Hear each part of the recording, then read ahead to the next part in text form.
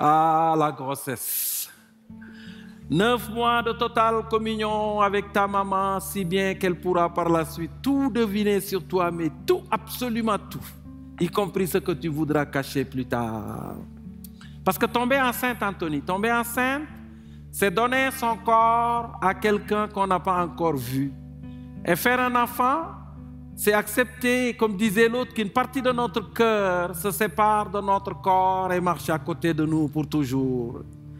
Comme disait ton arrière-grand-père, les membres d'une même famille semblaient partis d'un même cœur. D'où l'importance de parfois ralentir pour permettre aux différentes parties de ce cœur de battre à la même cadence. Nous sommes les mammifères placentaires. Placenta en latin, ça veut dire gâteau. Parce que ça ressemble à un gros gâteau spongieux à la fin de la grossesse. Vous voyez? Ce n'est pas une raison pour essayer de le bouffer aussi, hein? Vous savez que les hippies ont essayé, hein? Ils n'ont pas aimé.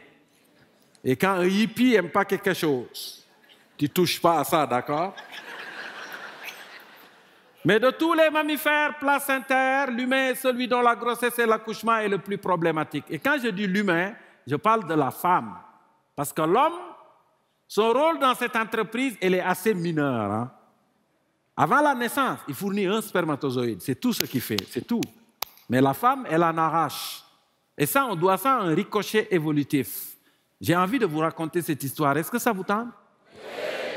Alors, un jour, le Créateur s'est dit, vous préférez le Créateur ou la nature?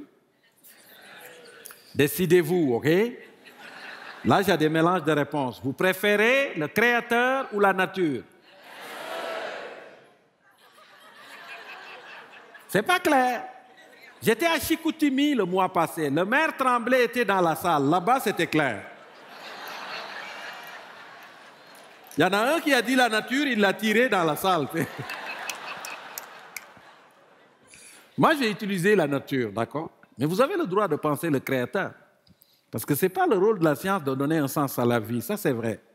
Alors, un jour, la nature s'est dit, je vais créer un animal d'une intelligence supérieure. C'était son projet Homo sapiens.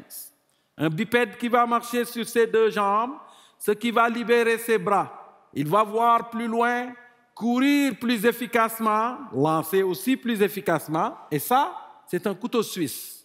Pour nous évolutionnistes, la main, c'est un couteau suisse. Le seul problème, c'est qu'après avoir terminé son design, la nature s'est rendue compte qu'à cause de la station debout, la bipédie, le bassin de la femme s'est rétréci un peu. Et donc, n'est plus capable de laisser passer efficacement le bébé avec la grosse tête parce qu'il voulait un animal intelligent avec un gros cerveau. Et là, la nature a dit « Holy shit ». C'est un anglophone, il faut que je vous le dise. Comment je vais faire pour régler cet écueil? Et en réfléchissant sur la question, la nature a dit « Eureka, j'ai trouvé la solution ». Je vais programmer la sortie du bébé au bout de 9 mois de vie intra-utérine. Il ne sera pas achevé, mais c'est le compromis.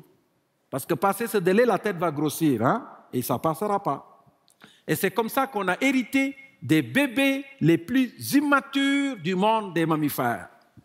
Vous l'avez vu, le bébé humain, quand il vient au monde? C'est un légume. C'est un tube digestif qui hurle, en fait. Non, j'ai une meilleure définition, en fait. C'est un rapport après chaque tété et toute sa vie en tété son boss pour produire un rapport par année. Vous préférez celle-là?